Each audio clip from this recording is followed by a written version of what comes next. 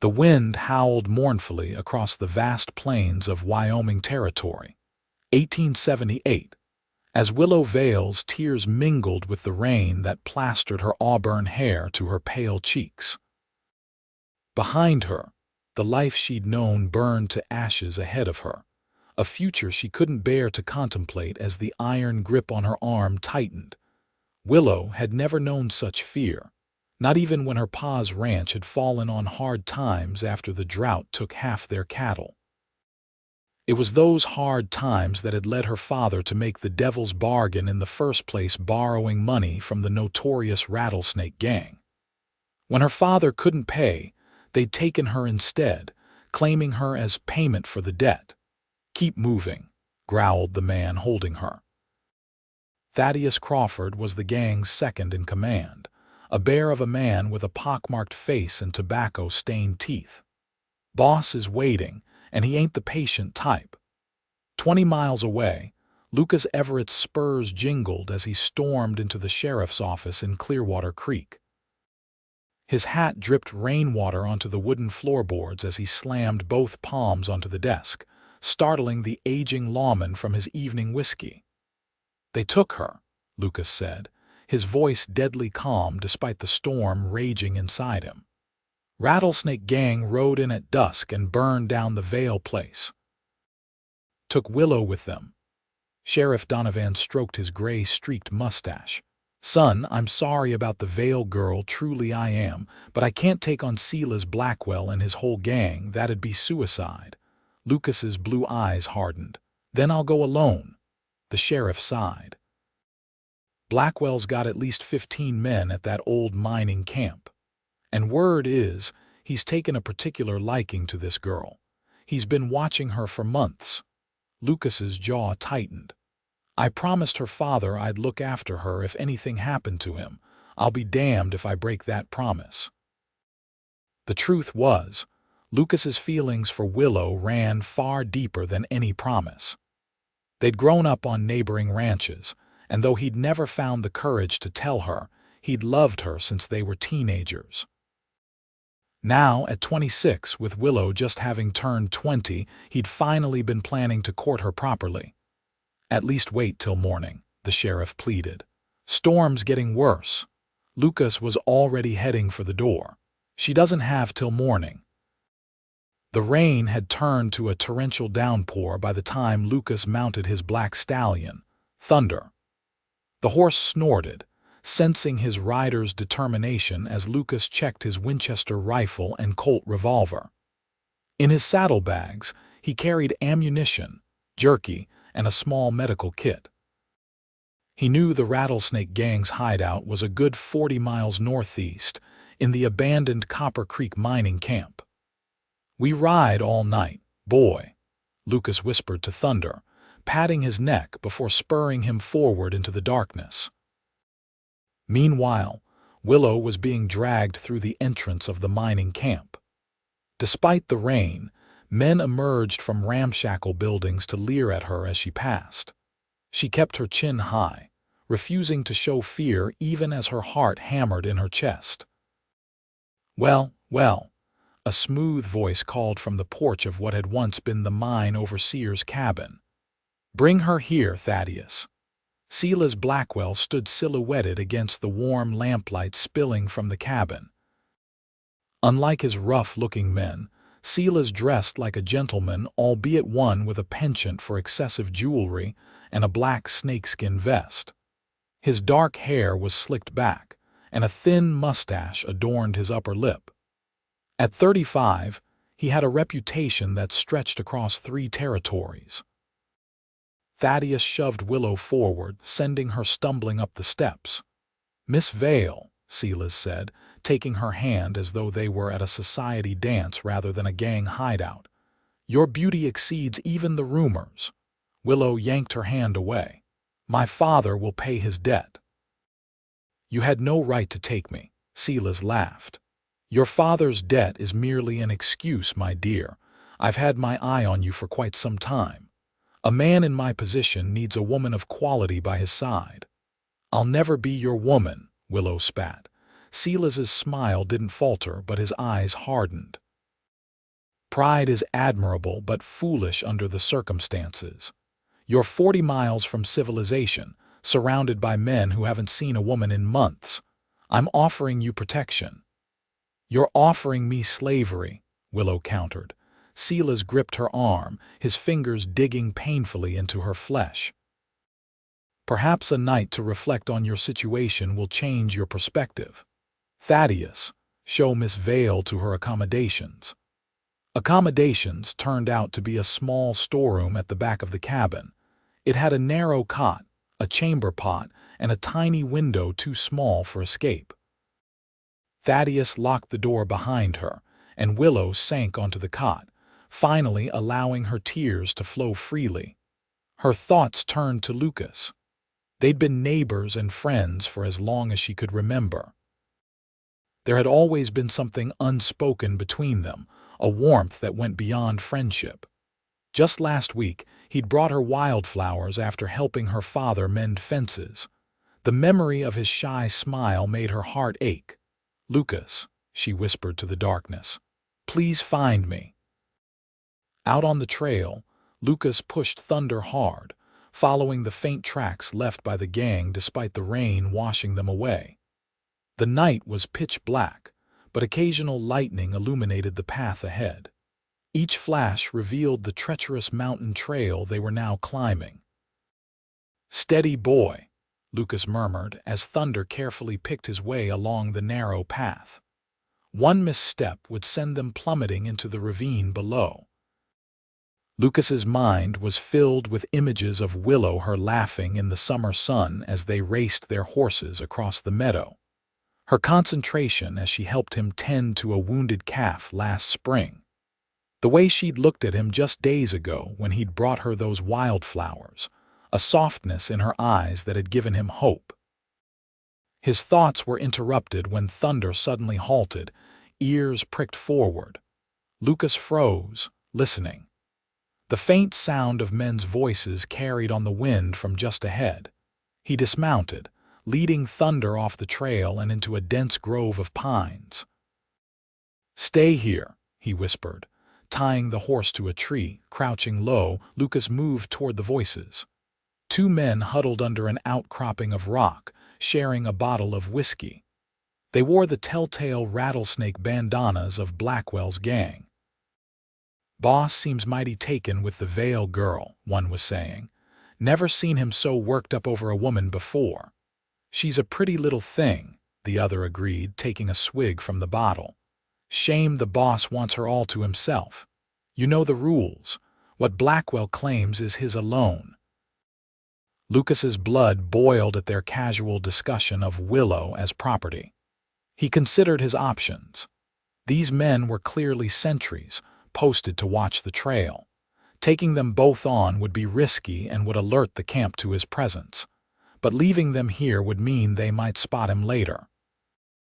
Decision made, Lucas moved silently back to Thunder. From his saddlebag, he retrieved a small pouch. He circled wide around the sentries, approaching from above. When he was in position, he tossed a handful of small pebbles into the bushes across from their position. "What was that?" one sentry said, jumping to his feet. "Probably just a critter," his companion replied, though he too had drawn his pistol. Lucas waited until they moved to investigate, then crept down behind them.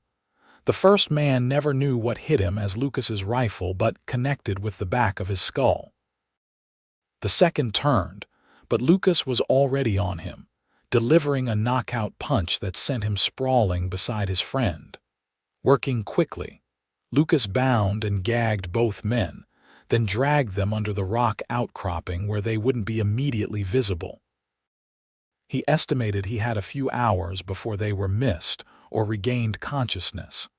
Back with Thunder, Lucas continued on foot, leading the horse along the trail until they reached a vantage point overlooking the mining camp. Lightning flashed again, revealing a collection of dilapidated buildings surrounded by a crude wooden fence. Lucas counted at least 5 men patrolling the perimeter. "Too many for a frontal assault," he muttered to himself. He studied the layout of the camp.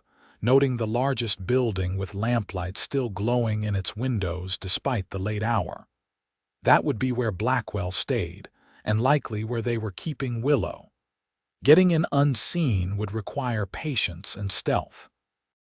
Lucas settled in to wait, using the ongoing storm as cover for his approach. Inside her makeshift cell, Willow had discovered that the tiny window, while too small for escape, provided a view of the camp. She watched as the gang members sought shelter from the storm, leaving only a skeleton crew of guards patrolling. An idea began to form. She examined the door to her room. The lock was old and rusty but solid. However, the hinges looked worn. If she could somehow pop the pins out of the hinges, the door would come free. But she needed a tool. Willow searched the room, finding nothing but the cot, a threadbare blanket, and the chamber pot. Then her hand touched something in the mattress, a loose spring. Working carefully, she extracted the metal coil from the thin mattress. It wasn't ideal, but it might work. Standing on tiptoe to reach the upper hinge, she began working the spring against the pin. It was slow, frustrating work, and twice she had to stop when footsteps approached her door. But after what seemed like hours, the upper pin finally slid free. The lower one proved easier, and soon she had both pins hidden under her mattress. Now she needed a distraction, and timing would be everything. Outside, Lucas had made his way to the perimeter fence. The rain provided excellent cover, masking both sound and visibility. He'd left Thunder hidden in a stand of trees, ready for a quick escape. Now, crouched in the shadows between two buildings, he watched the guards' patterns. "Poker night in the bunkhouse," one guard called to another as he passed. "You coming when Miller relieves you? Wouldn't miss it," the second guard replied. "Got half my month's pay to win back." Lucas smiled grimly. A poker game meant most of the men would be gathered in one place, exactly what he needed. But first, he had to find Willow. Moving from shadow to shadow, he made his way toward the main cabin. A guard paced the porch, rifle in hand. Lucas needed a distraction. He reached into his pocket and pulled out a small tin box percussion caps for his rifle. He tossed the box far to the right, where it clattered against a water barrel. The guard immediately turned toward the noise, moving to investigate. Lucas seized his chance, slipping onto the porch and through the cabin door in one fluid motion. Inside, oil lamps cast a warm glow over expensive furnishings that seemed wildly out of place in the ramshackle mining camp. Lucas froze as he heard voices from a room to his left. "She'll come around," Silas Blackwell was saying. "Women always do when they realize the benefits of my protection." "This one's got spirit," another voice, Thaddeus, Lucas guessed. "Might take more persuasion than most." Lucas's hand moved to his Colt. He wanted nothing more than to burst in and put a bullet between Blackwell's eyes, but that wouldn't help Willow. He needed to find her first. Moving silently, he checked each room until he came to a locked door at the back of the cabin. He pressed his ear against it but heard nothing. Drawing his knife, he worked on the lock, careful not to make a sound.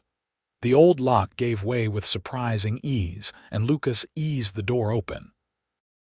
The room was empty, the window open to the storm outside. On the floor lay two metal pins, the door hinges. Lucas's heart raced. Willow had escaped on her own, but where was she now? A commotion from outside answered his question. Shouts erupted from across the camp, and he heard Blackwell's voice rise in anger. "Find her. Now." Lucas raced back through the cabin and onto the porch just in time to see men running toward the stables. In the confusion, no one noticed him. Taking advantage of the chaos, he sprinted toward the stables as well, staying in the shadows. Willow had indeed made her way to the stables, but her plan had hit a snag. She'd managed to slip out of her room and across the camp by keeping to the shadows during a particularly violent lightning storm. But as she tried to saddle a horse, a stable boy had spotted her. She'd knocked him unconscious with a shovel, but not before he'd let out a yell that alerted the camp. Now she was desperately trying to finish saddling a dappled mare as shouts grew closer. "Come on, girl," Willow urged, her fingers fumbling with the unfamiliar saddle straps. The mare stomped nervously, sensing her fear. Suddenly, a hand closed over hers. Willow gasped, raising the shovel to strike, only to have it gently but firmly taken from her grasp. "Let me help," Lucas whispered, his blue eyes meeting hers in the dim light. "Lucas." Willow nearly sobbed with relief. "You came for me." "Always," he replied simply, efficiently securing the saddle. "Can you ride in this storm?" "I grew up on a ranch same as you," she reminded him with a shaky smile. "I can ride in anything." Lucas helped her mount, then grabbed a second saddle for a large black gelding. "We need to create a diversion," he said as he worked. "Something to keep them busy while we escape." Willow glanced around the stable. "The hay loft," she said. "It's filled with dry hay." Lucas nodded, understanding immediately. He pulled a match from his pocket, struck it against a post, and tossed it into the hay loft. The dry hay caught quickly, flames licking upward in the darkness. "That ought to keep them busy," he said, mounting the gelding. "Stay close to me." They burst from the stable just as the first gang members arrived. The sudden appearance of two riders and the growing fire behind them created momentary confusion, exactly what Lucas had hoped for. They galloped through the camp, past shocked outlaws who scrambled to avoid the charging horses. "There!" Blackwell's voice rose above the chaos. "Stop them!" Gunshots rang out, bullets whizzing past them as they reached the camp's perimeter. Lucas led them not toward the main gate, which was now being closed by alert guards, but toward a section of fence on the far side that looked weakest. "Hold tight!" he shouted to Willow as they approached the fence. Both horses cleared the fence in powerful jumps, landing safely on the other side. Lucas whistled sharply, and from the trees, Thunder appeared, galloping to join them. "My horse," Lucas explained as they rode hard into the forest. "Thought we might need him." Behind them, the stable fire had spread to neighboring buildings, and most of the gang was now focused on saving the camp rather than pursuing them. But Lucas knew Blackwell wouldn't give up so easily. "We need to split up," he told Willow as they reached a fork in the trail. "I'll lead them away while you head back to Clearwater Creek." "No," Willow said firmly. "We stay together." "Willow, I'm not arguing about this, Lucas Everett. I just got free of one man trying to control my life. I don't need another." Despite the danger, Lucas couldn't help but smile at her spirit. "Yes, madam," he conceded. "Together it is." They rode hard through the night, the storm gradually diminishing to a steady drizzle. By dawn, they had put considerable distance between themselves and the mining camp, but Lucas knew better than to relax. They stopped briefly by a stream to rest the horses and drink. "How did you find me?" Willow asked, pushing wet strands of hair from her face. "I'd have searched every inch of the territory," Lucas replied, his voice rough with emotion. "When I saw the smoke from your ranch, when I heard they'd taken you." He broke off, unable to continue. Willow stepped closer, placing her hand on his chest. "You risked everything to save me," she said softly. "I'd risk anything for you, Willow." The words came out before he could stop them. "I've loved you for years." Willow's eyes widened, and for a terrifying moment, Lucas thought he'd ruined everything. Then she smiled, a radiant smile that warmed him more than any campfire could. "I've been waiting to hear you say that," she whispered, rising on tiptoe to press a gentle kiss to his lips. The moment was shattered by the distant sound of hoofbeats. Lucas pulled away reluctantly, scanning the horizon. "They're coming," he said grimly. "We need to move." They mounted quickly, but instead of continuing down the trail, Lucas led them up a steep, rocky slope. "Where are we going?" Willow asked. "Old Trapper's cabin," Lucas explained. "My pa used to bring me hunting up here. Most folks don't know about it. We can hole up there while I figure out our next move." The cabin was little more than a one-room shack nestled among the pines, but it had a solid roof and walls, a small fireplace, and most importantly, it was invisible from the trail below. Lucas unsaddled the horses and led them to a small corral hidden by dense undergrowth. Inside, the cabin was dusty but sound. Lucas quickly built a fire while Willow explored the single room.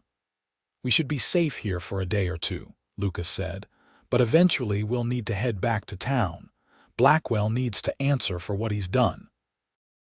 Willow wrapped her arms around herself, suddenly looking vulnerable. "My father, is he?" Lucas moved to her side, taking her hands in his. "I don't know," he admitted. "The ranch was burning when I got there. I focused on finding you." Tears filled Willow's eyes. "He made the deal with Blackwell to save the ranch. Said it was just a loan to get us through winter. I never thought." "Your father is a good man," Lucas said firmly. "He was trying to protect you and your home. Blackwell is the only one to blame here." Willow nodded, wiping away tears.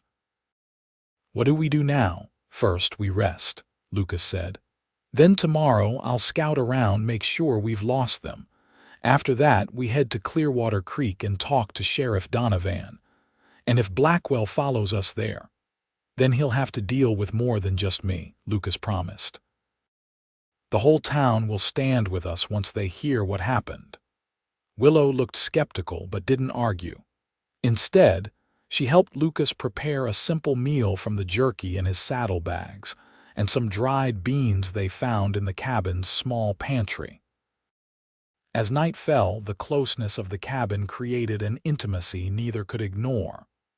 Willow sat beside Lucas on the cabin's only cot, their shoulders touching. "Thank you," she said softly. "Not just for rescuing me, but for saying what you did by the stream." Lucas's throat tightened. "I meant it. Every word. I know." Willow turned to face him, her green eyes reflecting the firelight. "I've loved you too, Lucas. For so long I can't remember when it started." He reached up to touch her cheek, his calloused fingers gentle against her soft skin. "When all this is over," he said, "I want to court you properly, if you'll have me." Willow leaned into his touch. "I'd like that very much." Their lips met in a kiss that began tentatively but quickly deepened, years of unspoken feelings finally finding expression. When they finally parted, both were breathless. "We should sleep," Lucas said reluctantly. "Tomorrow we'll come early." Willow nodded, though neither made a move to separate. Eventually, they lay down together on the narrow cot, Lucas's arm around Willow as they drifted to sleep to the sound of rain pattering on the cabin roof. Morning brought clearing skies and renewed determination. Lucas left at dawn to scout the surrounding area while Willow remained at the cabin, rifle at the ready. He returned midday with good news. "No sign of them for miles," he reported. "I think the storm washed away our tracks. If we leave now, we can reach Clearwater Creek by nightfall." They rode steadily through the day, staying off the main trails and keeping to the shelter of forests where possible. As the sun began to set, the familiar silhouette of Clearwater Creek appeared in the distance. "Almost there," Lucas encouraged, noting Willow's exhaustion. They were less than a mile from town when thunder suddenly reared, nearly unseating Lucas. From the trees ahead, 5 riders emerged, blocking their path. In the center sat Silas Blackwell, his usual immaculate appearance now disheveled, soot staining his fancy clothes. "Miss Vale," Blackwell called, his voice deceptively cordial. "How disappointing to see you in such common company." Lucas moved his horse slightly in front of Willow's. "It's over, Blackwell. Let us pass." Blackwell laughed. "Over, my dear boy, nothing is over until I say it is. Miss Vale belongs to me now. Her father signed the contract himself." "A contract made under duress isn't legal," Willow called out, "and I belong to no one but myself." "Brave words," Blackwell acknowledged, "but ultimately meaningless out here where the only law that matters is mine." He nodded to his men. "Kill the cowboy. Bring the girl." The gang members spread out, drawing their weapons. Lucas tensed, calculating their odds. 5 against 2 weren't good, but they were close enough to town that gunshots might bring help. "When I say now," he whispered to Willow, "ride hard for town. Don't look back." "I'm not leaving you," she protested. "Trust me," Lucas urged. Before Blackwell's men could act, the sound of approaching riders came from behind them. Lucas and Willow turned to see Sheriff Donovan leading a posse of townsmen toward them. "Now," Lucas shouted, spurring Thunder forward directly at Blackwell. Chaos erupted as Blackwell's men opened fire. Lucas ducked low over Thunder's neck, aiming straight for Blackwell himself. He slammed into the gang leader, knocking him from his horse. Gunfire exploded around them as the posse engaged the remaining gang members. Lucas rolled with Blackwell, both men fighting for dominance. Despite his refined appearance, Blackwell was surprisingly strong and fought dirty, landing a knee to Lucas's groin that sent pain shooting through his body. Blackwell scrambled for his fallen pistol, but Lucas recovered quickly, tackling him again. They grappled in the dirt, each trying to gain the upper hand. Lucas managed to land a solid punch to Blackwell's jaw, momentarily stunning him. "This is for Willow," Lucas growled, delivering another blow that left Blackwell limp beneath him. Looking up, he saw that the posse had subdued the remaining gang members. Sheriff Donovan approached, looking grim but satisfied. "'Bout time you showed up," Lucas said, breathing heavily as he hauled Blackwell to his feet. "Got word the Rattlesnake Gang was heading this way," Donovan replied. "Figured you might need some help," he nodded to Blackwell. "Been wanting to put this snake behind bars for years." Willow rushed to Lucas's side, checking him for injuries. "You're bleeding," she said, touching a cut on his cheek. "It's nothing," Lucas assured her, though he winced when she probed a bruised rib. As they rode into town, the news spread quickly. Willow was relieved to learn her father had survived the fire, though he was badly injured and recovering at the doctor's house. The townspeople rallied around them, offering support and shelter. In the following weeks, evidence of Blackwell's crimes mounted. Not only had he terrorized the Vale family, but he was wanted for robbery and murder across 3 territories.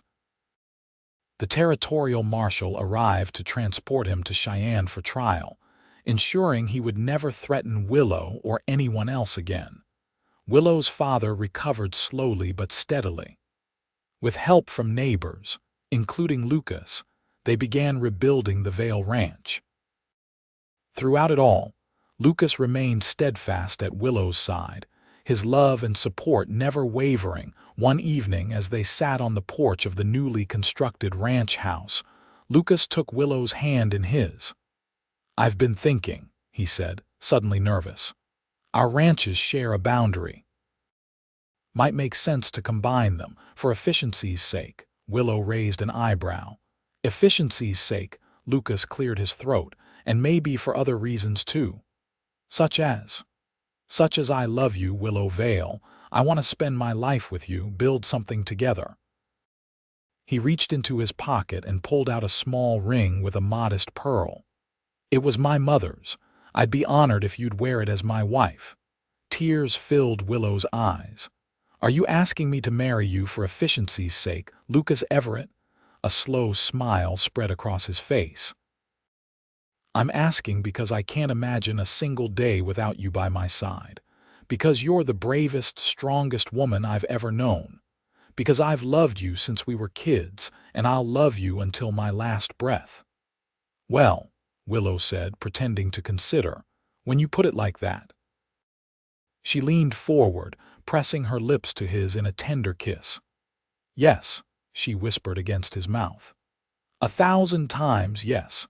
They were married that autumn as golden leaves fell around them and the first crisp hints of winter touched the air.